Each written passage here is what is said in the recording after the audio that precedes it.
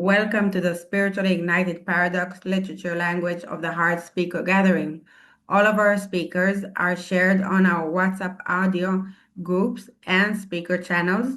The links will be dropped in the chat. If you're listening to this recording and need help, we have a way out that works. Please reach out and send us an email at dimensiondoor164@gmail.com. and the crew will reach out and get back to you. Each week we read from the Doctor's Opinion to page 164. Today we continue with Bill's story, page 1, paragraph 4, till page 2, paragraph 1. We have invited Theresa F. from North Hills, California, to share a message of depth and weight from the heart on the passage that she will be reading. Over to you, Theresa. The floor is yours. Okay. Hey, I feel better. Okay. Passage from the big book. Bill's story, page 1 and 2. 22 and a veteran of foreign wars, I went home at last.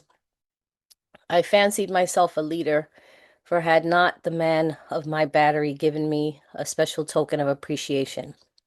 My talent for leadership, I imagine, would place me at the head of vast enterprise, which I would manage with the utmost assurance.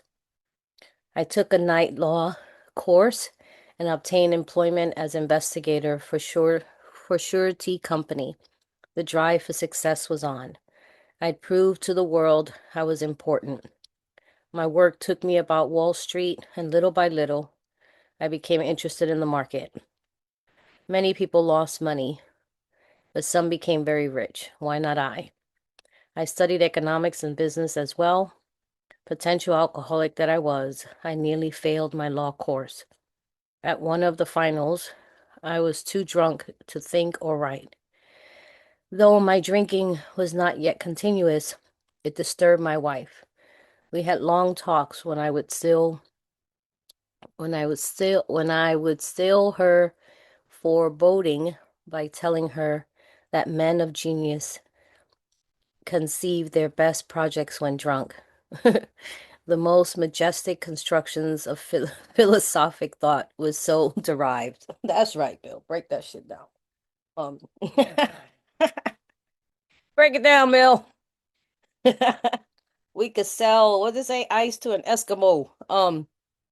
That line always in Bill's story. Again, Teresa, welcome anybody who's new. Welcome home. Please keep coming back. Old timers, thank you for my life. That line always gets most people about this phase in Bill's life where all appears to be well. I mean, there was a time, I think, in most of our drinking lives where it seemed to be okay. I mean, there weren't any particular, I don't know. I think about my life growing up, being born addicted and living my life out loud, having companies and businesses. And I don't think I ever really worked in a regular job. Since the age of 14, I built companies. I started a nonprofit agency. I always had to have a position of CEO, vice president. Like, I don't know, be a worker amongst worker. I have to be running stuff. I think it allowed me to be more in charge. And I thought about Wall Street. Yeah, man, I'm from New York. It was all about money, property, prestige, looking good, dressing up my outsides, furs, diamonds. I had all my jewelry made in the jewelry district downtown in New York. Had limousines take us all home after the bar closed to hang out in my house and party. Later, I moved to Queens, got a penthouse. I mean, although I grew up in the projects, I went to Catholic school, drinking every day, all day. I don't remember going, something's wrong. This is the people I hung out with, my family. I got loaded in my house. We put the drugs on the street, selling drugs, making money. Like I said, as I got older, I lived like Michelle Pfeiffer on Scarface. I mean, who you know, what you know, having respect on the street.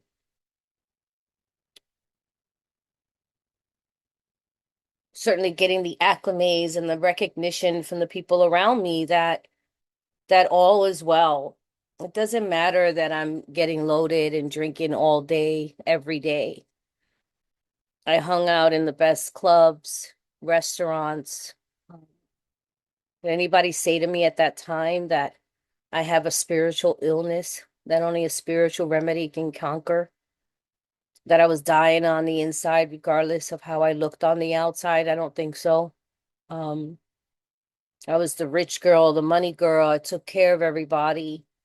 I was thinking about that. Most of the people I grew up with, even my family, I always handled everybody's problems and issues. I still do that today. Um, I'm the fix it, like the movie The Scandal, Olivia Pope. I'm the fix it girl. Go to Theresa, she'll fix it. They call me Terry. And I would. And no time has billed that I would even consider. And if somebody even pointed out something was wrong, I had a reason for that. And I don't know about y'all, but smoking weed made you really brilliant. I miss those days where you sit around smoking and everybody knew something.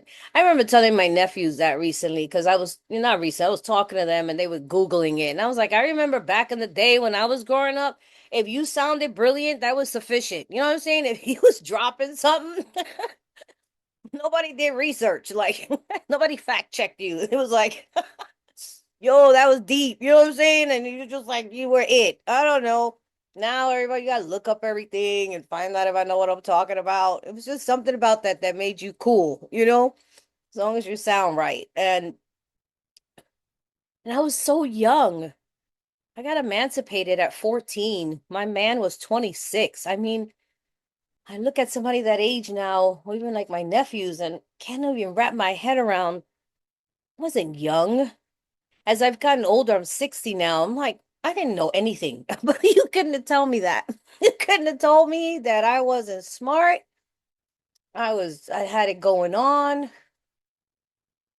Call those the good old days, right? I didn't know that I was a walking dead.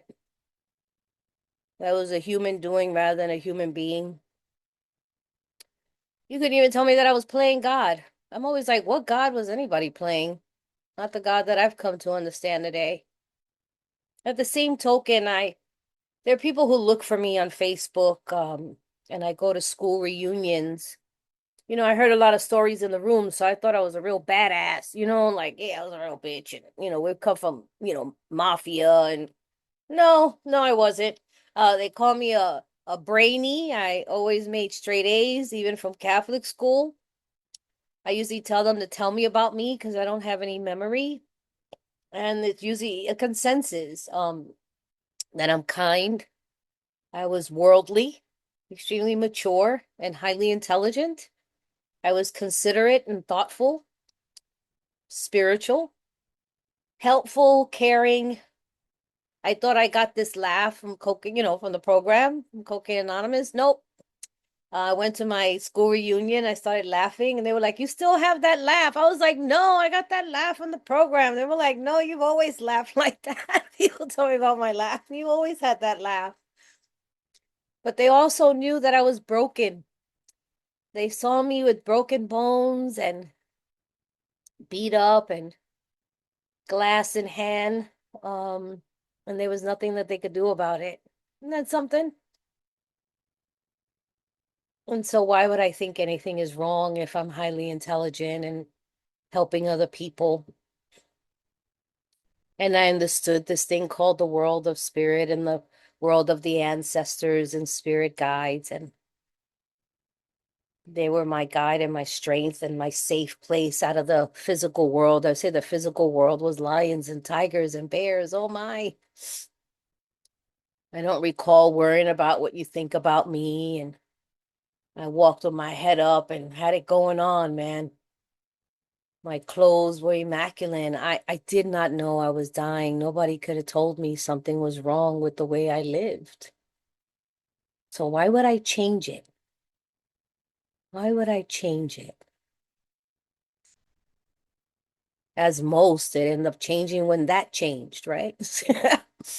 When all of a sudden I became present for my experience and alcohol betrayed me, abandoned me, and left me emotionally retarded with no coping skills. And It was smoking cocaine that I believe introduced me to my disease. You see, that whole lifestyle, even as Bill was explaining it, it looked glamorous on the outside. It's almost like I used the portrait of Dorian Gray. When I started smoking, it revealed the ugliness of the spirit of my soul. The darkness that was living inside of me was revealed. I say it introduced me to my addiction because before that I would smoke. Uh, I would smoke a couple of puffs, um, drink Cavassier. I sipped my drinks and sniff some cocaine. I mean, I was trusted with kilos, man. My family puts the drugs on the street, right? I would sell it. That's why I was I was the it person. Wherever I came, I'm the one that had it. Uh, and the day I smoked was the day I was introduced to this thing called the obsession of the mind, man. And I don't know if I would have met my disease if I would have kept drinking, because it seems so normal. But because cocaine smoking is so short-lived, I came down. I don't know that my I smoked for 6 months. I know sometimes Reggie thinks it's funny, because some of y'all do it for years, but I did that for 6 months. It rocked my world, y'all. What is happening? It changed everything. End up selling ficus trees at 2 o'clock in the morning. No, man, I was selling all my stuff. It was bad. No, that was so horrible. And now the world of spirit became dark. There's dark energy and entities, with people. And I needed more, and I needed more, and I was scared to stop because I had always lived flatline. I had no heartbeat. I had no heartbeat. I was flatline. Doo, nobody's home, and it gave me a heartbeat. It was like I was resuscitated. And it didn't last long enough, and I couldn't stay checked out. And when I became present for my experience, it became a game changer, man. I always say incomprehensible demoralization is a whole lot of things, and I don't mind doing them if I don't notice, right? But now I'm noticing, and I'm hearing the name calling.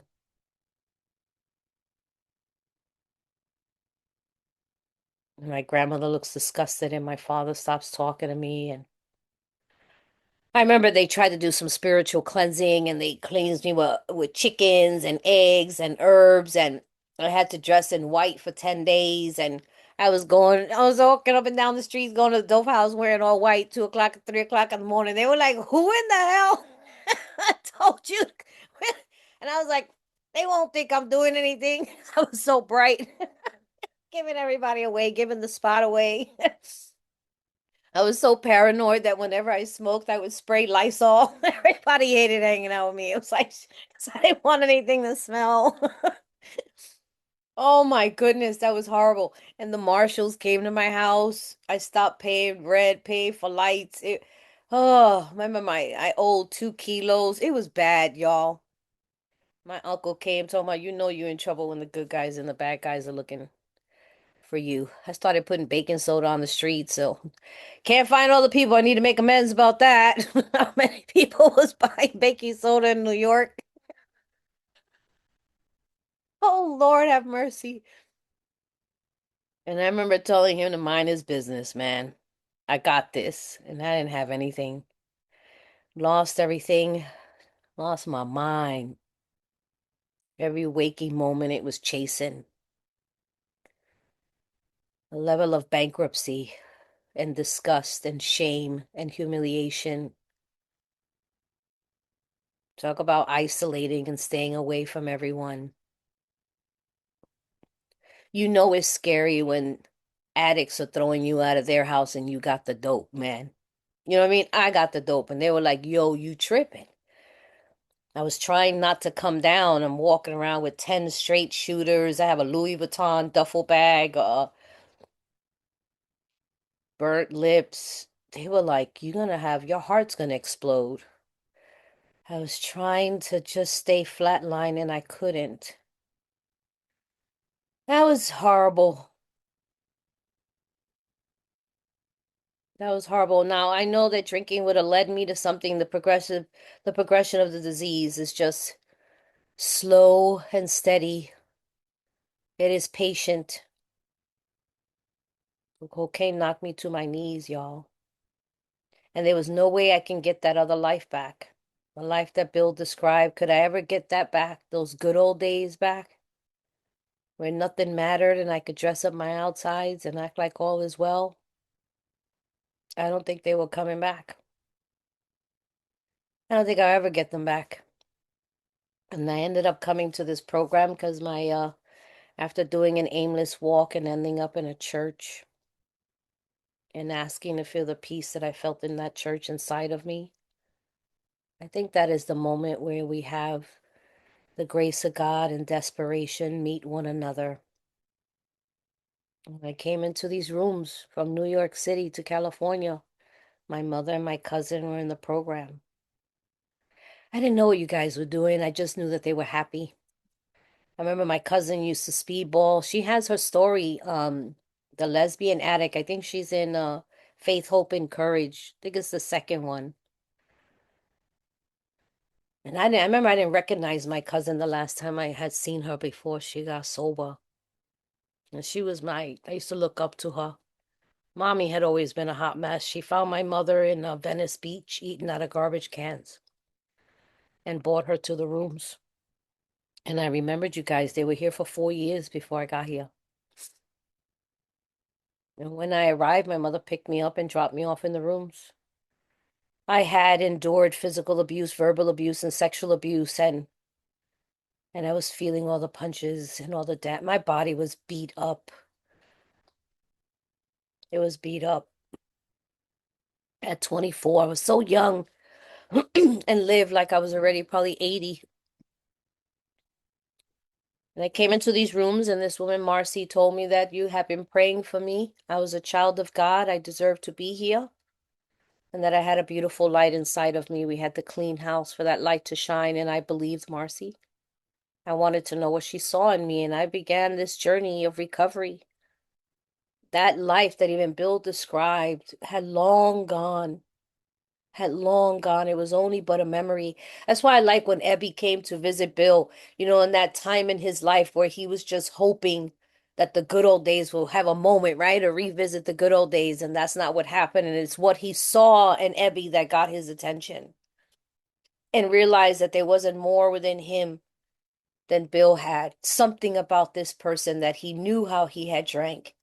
There was something different about him, and that's what I saw in all of you. There was something. I don't know what it is. Can't put my finger on it, nor can I try to explain it, but there was something. And I wanted to discover what it is because the life I had lived was over. The jig was up, man. No more straws in the game. No more cards to draw. No more rabbits in the hat. You know what I mean? It's like, talk about the last house on the block. Those days are over. And if those days are over and they cannot be recreated, as delusional as they may be, although we talk about I can't differentiate the true from the false, I'm willing to do that when that life seems normal and I can dress it up and act as if. But since I can't do that anymore, I need another way to live, and I don't know how to do that. I've been drinking my whole life since I came in this world. Alcohol was given to me as a baby. I don't know how to live without something. It was my higher power. It was my puppet master. How am I supposed to exist? It was my oxygen. And so somehow you guys found a solution. You found a way out in which you can all agree that I had an illness. What a relief to find that out. Had nothing to do with incompetence. It had nothing to do with not being intelligent. I had all those things. My resume is outstanding. It had everything to do with the bankruptcy that I was suffering from that I was unaware of. And that I was going to go on a journey of uncovering, discovering, and discarding. And I didn't have to do it alone. That I had to find this power that lied within me, that you told me it lied within each and every one of you, and I was able to see it in you. That you found another way to live. And because those days are over, how do I discover new days? How do I discover that living just might not be so bad? Because I invited death in my life and death didn't even want me. So if I have to live, how am I to live? I used the reference of my nephew, not after my brother died, he kept trying to take his life. He wanted to be with my brother. And from what I believe the last time he attempted, he was in the hospital with the cops standing next to him and they pumped his stomach and everybody's going in to see him and he's looking all pathetic and embarrassed and I said, I only got one question for you, man. When you woke up and realized you were in St. Joseph's Hospital, did you go, fuck? You know what I mean? Like, huh, I'm trying to die. You know what I'm saying? Like, damn it. What the hell? I'm still here? And he had to laugh. You know what I'm saying? Like, and the police officers are looking like, like, you should be like, Lord, have mercy. I know what that is to want to keep dying, but you keep waking up. I love how Ralph says, I wasn't worried about the overdose. I was worried about the underdose. Yo, I wasn't tripping off of that. Can't scare me straight. You gonna die. When? You know what I mean? Like, what are you talking about? And my nephew had to laugh. I said, we gonna need a plan B, yo. Obviously, you're your worst assassin, as I was. Unless you're gonna walk around like Pontius Pilate waiting for Jesus to come back, being miserable for the rest of your life, trying to check out of this camp. We gotta find another way to live. That to discover that living just might not be so bad. Because that's what you guys taught me. That alcohol can no longer help me to live. Cocaine can never help me to live. I need another way to live. These spiritual tools that you lay at my feet, I need to pick them up and learn to apply them to my life. I had to exchange one for the other and apply the same vigor, determination, dedication, passion that I did to using, I needed to put to this program. I didn't do it once in a while, now and then, whenever it felt comfortable. I did it every day, all day. I'm glad to say my nephew, anyway, he ended up coming to live with me. I think that's what he wanted anyway. Uh, he ended up coming live. I'm like, you come in a spiritual boot camp. And we have to address the spiritual malady that's lying within you that says you need to die because that's what you guys gave me. And we did inventory, we did grief recovery work, meditation, prayer, going for walks, even food. I had to learn about food too. It was interesting. I shared with him things that you shared with me. That night when he first came, I gave him dinner, and the next day I said, I want you to tell me all the foods you like and you don't like. And the list of foods that he didn't like, I gave it to him last night. I was like, just about everything on your list you don't like, you ate that shit last night. No wonder you depressed. You know what I'm saying? You eating shit you don't like. You know what I'm saying? Like, what the hell, man? We get to learn to go, I don't eat that. And let's discover a relationship with food and wake up and smell the strawberries, all the things you like, smell it. Have a relationship. I had to learn how to have a relationship with food that I eat out of. I have to, not because I want to. Same thing with the program, right? I come because I have to, and then eventually I want to. But I have to begin with I have to. And that meditation is important and prayer. And we get up in the morning and let the sun come in. And he would go for walks with my mother and started learning about being in the present moment and present time. Mommy would say to him, I want my life back. I want my life back. And he would say, I hear you, Abuela, but right now you're with your grandson. Just right now you're taking a walk with your grandson. And she had Alzheimer's, and she would have a moment where she would enjoy that and they would smell the flowers. And then she would go right back to, I want my life back. That's just as indicative. She's an alcoholic and an addict that I do that too. I want my life back. What life are we talking about? The one that Bill just described? What kind of life was that? Glorifying a time that wasn't really all that. But my disease tells me that it was, right? My disease tells me that's the best way to be, especially when life gets hard. And when I got here, they said, strap on and hold on. You're about to go for a ride. Life's in session. Welcome to the land of the living. How do I get to learn how to live life on life's terms? Well, I'm going to have to implement some new things. And I do the uncomfortable until it becomes comfortable. I love how even in the 12 and 12 it says all 12 steps are contrary to my natural desires. I don't recall looking at the big book or the program going, "Oh my God, this is a piece of cake." I was like, "What?" But you know how many things I was doing to get loaded? And you tell me that if I get loaded again, I'm gonna go right back to where I left off? And I know it's being recorded and it's perverse, but it's cocaine anonymous, so whatever. I use this term, I share with my sponsees. It's perverse. It just helps me think it through. If I go back out and get loaded, I will end up doing blowjobs for $5 because that's where I was just about to do. I had sold everything, lost everything. And this guy, the last thing I had was this carat and a half ring. And he said, that's going to be mine. And man, I can't describe what that was when I ended up giving that to him for a little piece of rock. And that was the last thing I had, and I had to go back again. And he was like, I had to give him a blowjob. And I remember he said he went to go do something and I ran. And if that's where I'm going back to,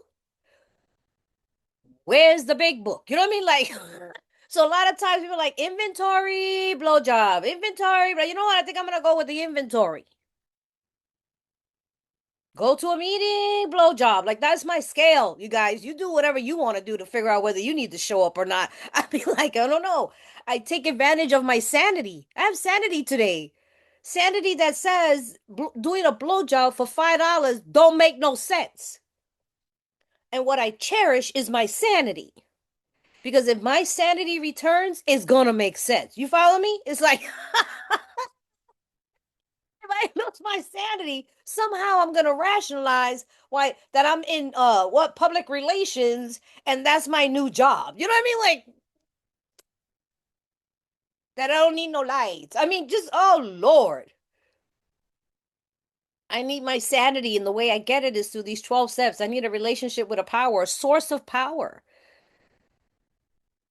Alcohol and drugs gave me the delusion that I was in charge. When? How could I possibly be in charge if it tells me when to get up, when to go to bed, where I'm gonna live, where I'm not gonna live, where it creates this invisible seatbelt or something that locks me into a chair and I'm there 2 weeks later, keep telling myself I'm leaving any minute. In charge of what? Maybe y'all didn't get loaded that way, but I would sit down and go, I'm only gonna be here for a few minutes. 5 days later, and I'm still telling myself I'm leaving. Insanity, girl, you ain't left in 5 days. What makes you think you leaving? When? Somehow I'm stuck to this chair in this place. That's not no way to live. That's not a way to live. That ain't fun, but I have a disease centered in my thinking that tells me those were good times. I can't have a relationship with a God. I don't believe in no God or higher power. I need to run things. What were you running? You were running what? What a lie. Running what, Teresa? In charge of what? Being a slave to it? Giving my soul to it?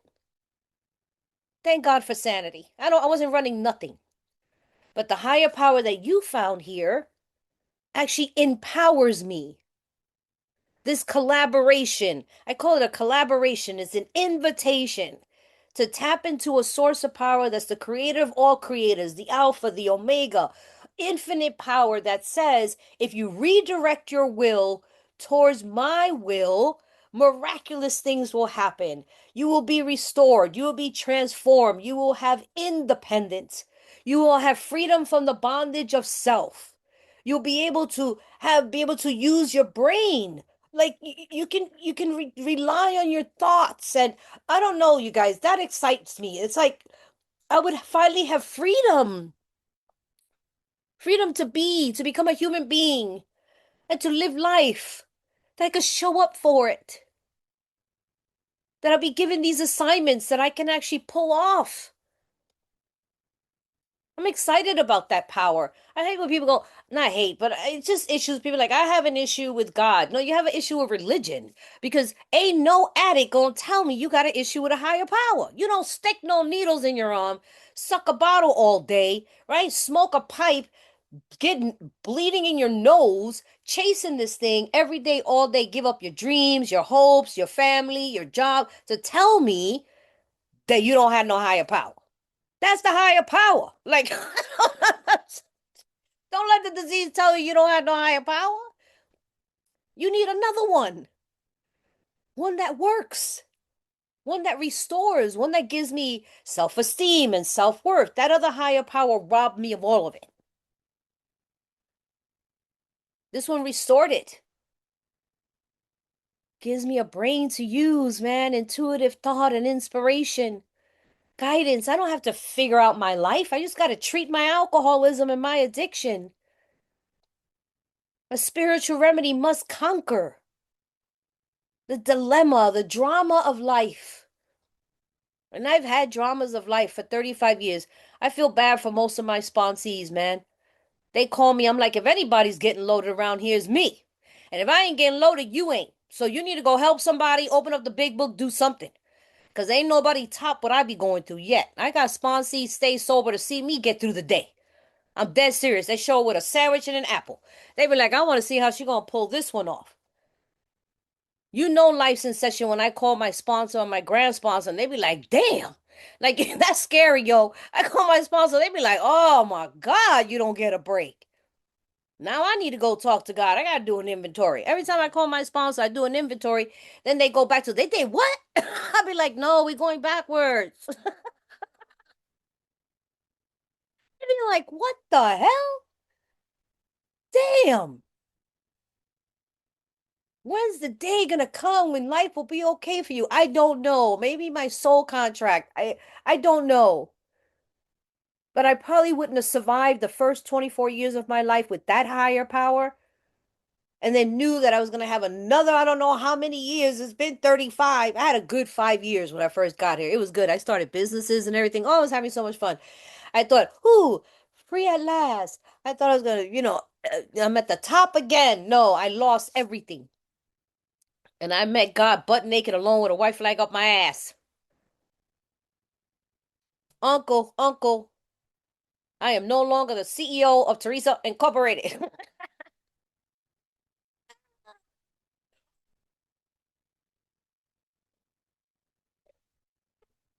Haven't gotten it back ever since. I feel like Bill W., man.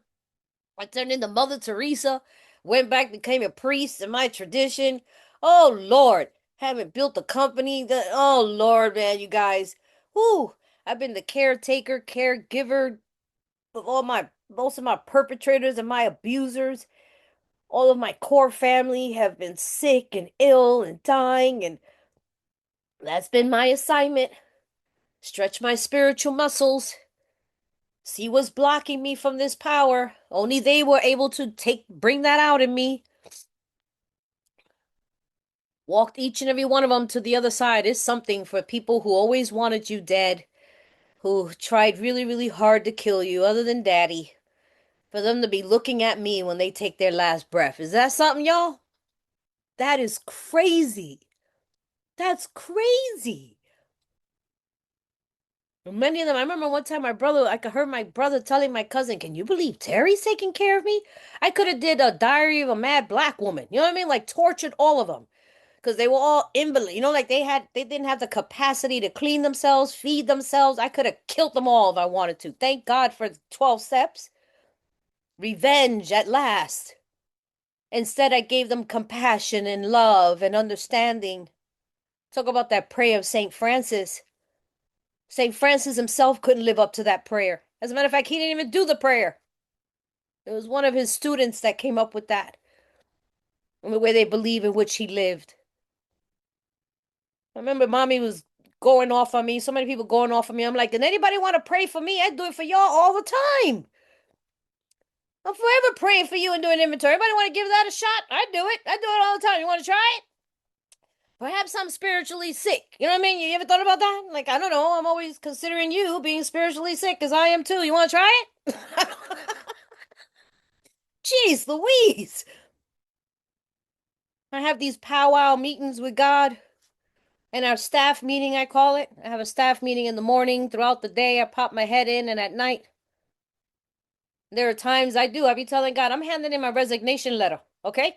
You're going to lose one of your most trusted servants here on earth if a miracle don't happen immediately. And I don't know you guys. I don't know if it's arrogant. I don't know if it's timing, but I swear something miraculous happens. I believe God be like, do something quick. She's not playing. She's serious. She can't take no more. Do something. Whoo, we're losing her. We're losing her. Oh Lord, yo, I've been on a journey, man. Uncovering, discovering, discarding. I don't know how not to give this program away. People got judgments and opinions. Having to move that aside. It's been interesting since everybody has died. I don't know what this is. I called my first sponsor and I was like, do you ever remember me worrying about what other people think about me? And she was like, no, never. I was like, what is this? Where is this coming from? I don't like this thing, that self-centeredness of worrying about what other people. It makes me emotional. I don't like it. I don't like it. I don't like it. Because there's no freedom in movement in that. And it's not that I walked around with a sense of arrogance, it's that I walked around with a sense of knowing. It's my relationship with God, like knowing that I'm safe and protected regardless of what you think about me. But something has happened where I'm worried about what you think about me. And I'm working on that because I need to find out what that is. I don't find freedom in that. The fear of that keeps you in bondage of worrying about what I say and what I do and what you're going to say. And I don't like it. I don't like it. I don't like it. There's no peace in that. There's no serenity. There's no way for me to navigate. And I think it may have a lot to do with losses. I've had so many losses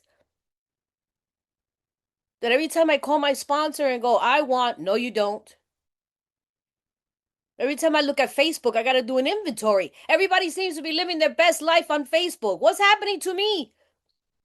Everybody's traveling, they're eating, they're in love. I don't get it. I don't get it. Everybody's having such a good time. And yes, it's false because some people call me, but like I'm about to jump off of a bridge. I just saw you in love eating in Greece and you know what I mean, in Facebook. Like what happened? Oh, that was last year. That was a repost.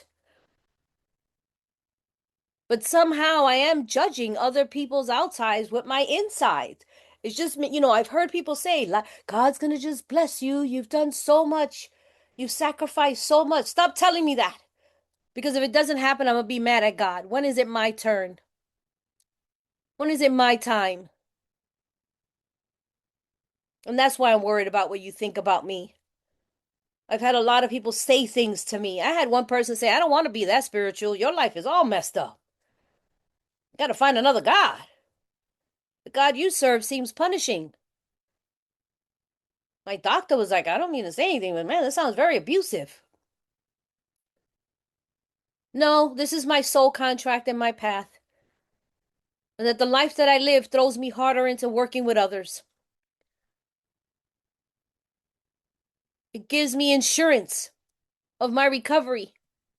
Because when my life has question marks, and when everything always seems like it's falling apart and nothing makes sense and nothing is tangible and I'm losing grip of everything and everyone around me, I can't figure it out. It's beyond my pay grade. I go, you know what I can do? I don't know what to do about this, but you know what I can do? I can go treat my alcoholism. I can go put chairs up in a meeting.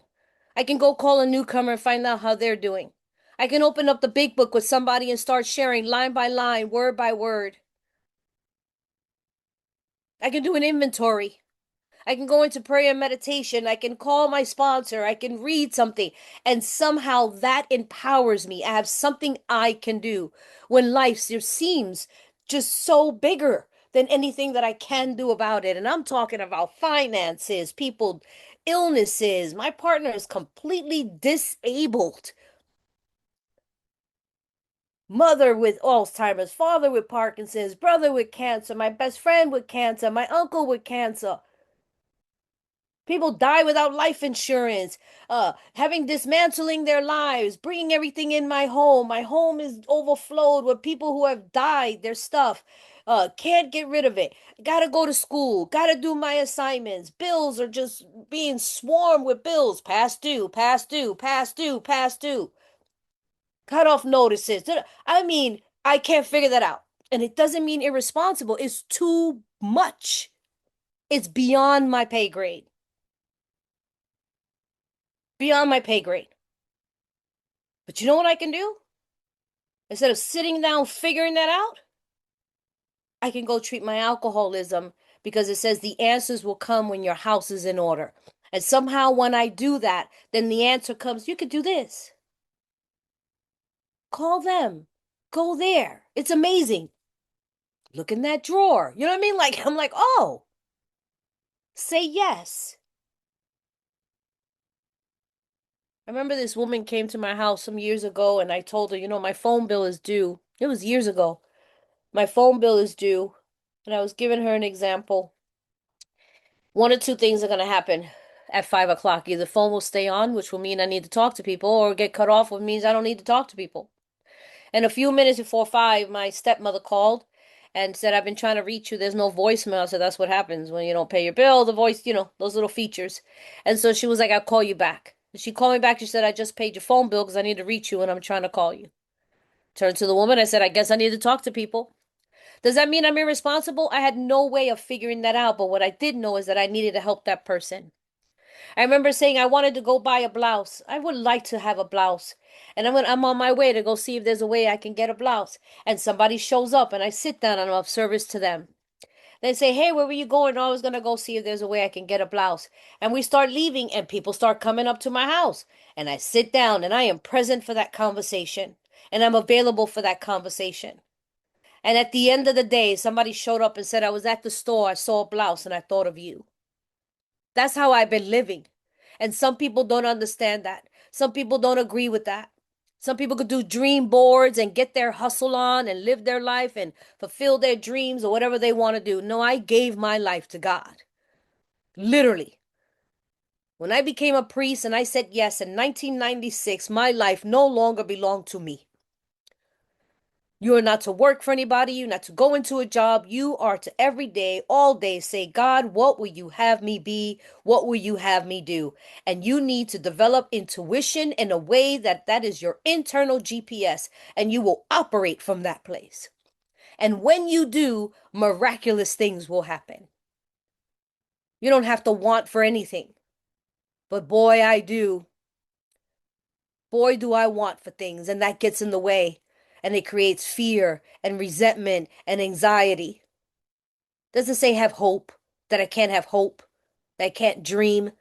I just can't pursue in a way that becomes so self-consumed that I can't see anything else other than what I want. And so lately, what I've been saying and I've been ending, I used to say God's a show off. I used to end with God's a show off. And that is true. That despite all the things that have happened in my life, if you're new, this program, Cocaine Anonymous, did not promise me a house, a job, a relationship, my family. They promised me recovery. And so I don't have to get caught up in all the things that I think will make me okay. That what you promised me, the miracle that happens around here, that despite no job, no house, no car, going into debt, people dying, people being sick, I am present for that experience, and not a thought has occurred to me to get loaded. Not a thought. That is the miracle without any effort on my part, without swearing off forever. Not a thought. That's wild for an alcoholic and an addict like me.